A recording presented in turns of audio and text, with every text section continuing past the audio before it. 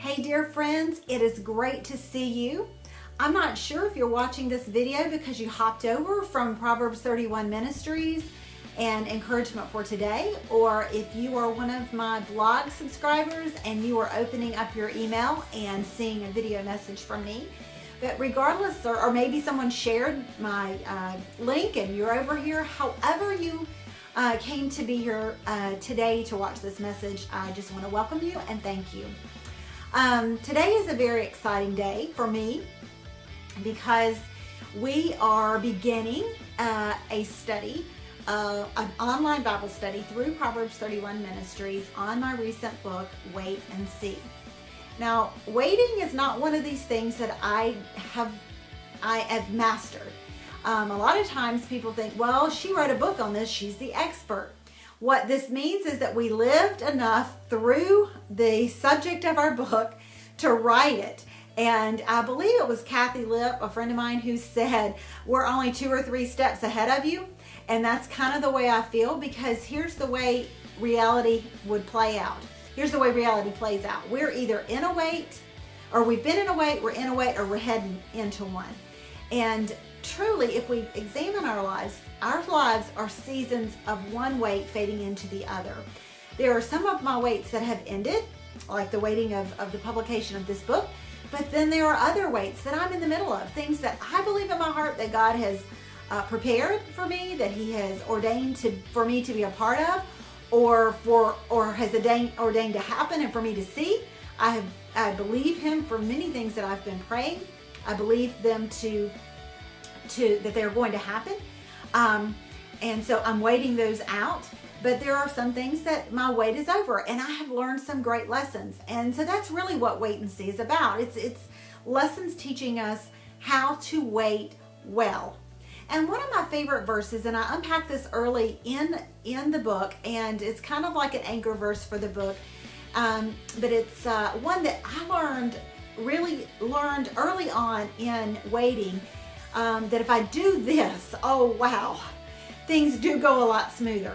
And it's the prophet Isaiah, and he says, since ancient times no one has heard, no ear has perceived, no eye has seen a God beside you, who acts on behalf of those who wait for Him. Now that's the NIV, and I love the NIV, but I also love other translations. And I love to take a look at a part of this verse in the King James Version.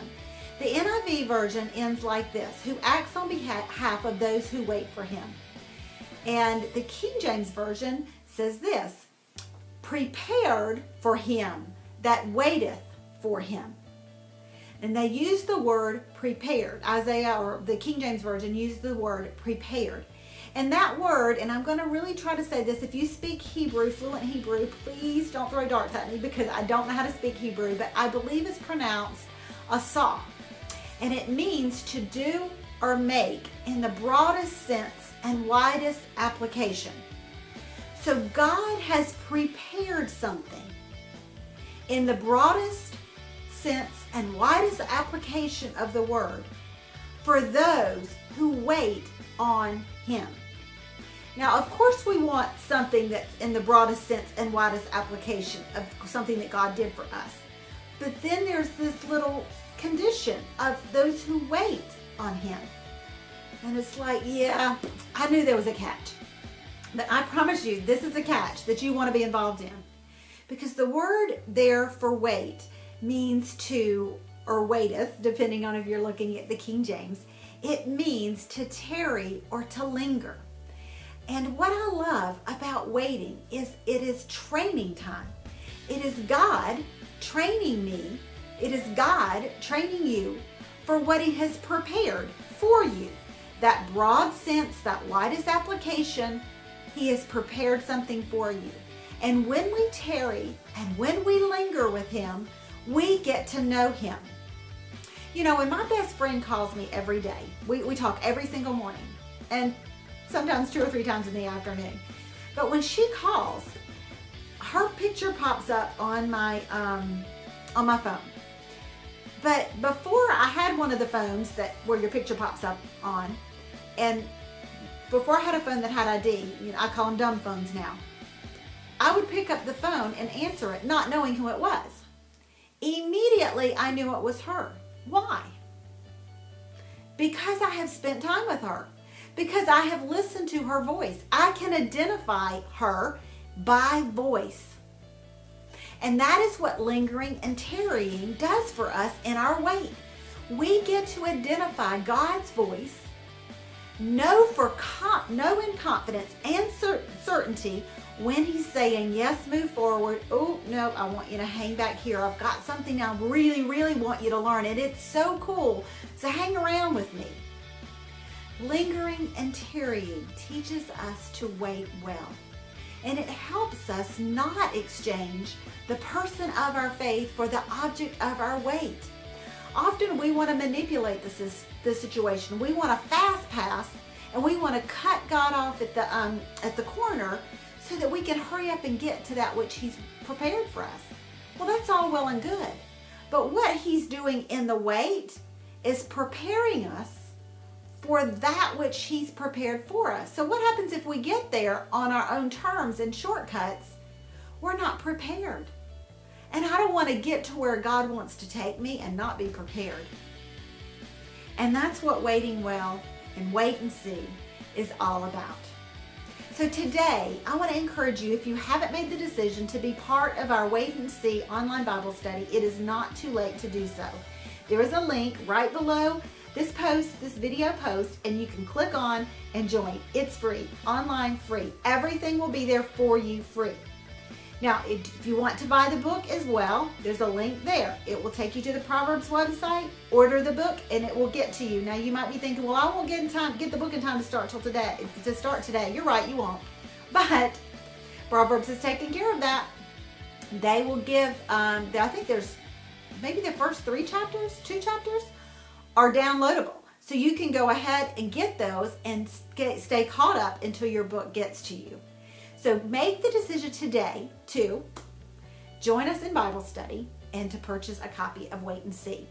Now also today on my website, I'm giving away a copy of the book, a signed copy of the book, and actually what I like to call a Wait and See gift package, which includes a copy of the book and this cool, you see it, butterfly, this cool butterfly, beaded butterfly bookmark also comes in the package, and our hand-stamped Don't Rush the Wait cuff. So all of these things will be given to you. What I would like for you to do in order to win is to leave, can you hear my dog barking? My dog is out there fiercely getting rid of something that's attacking us. I'm sure it's a squirrel or a leaf or something.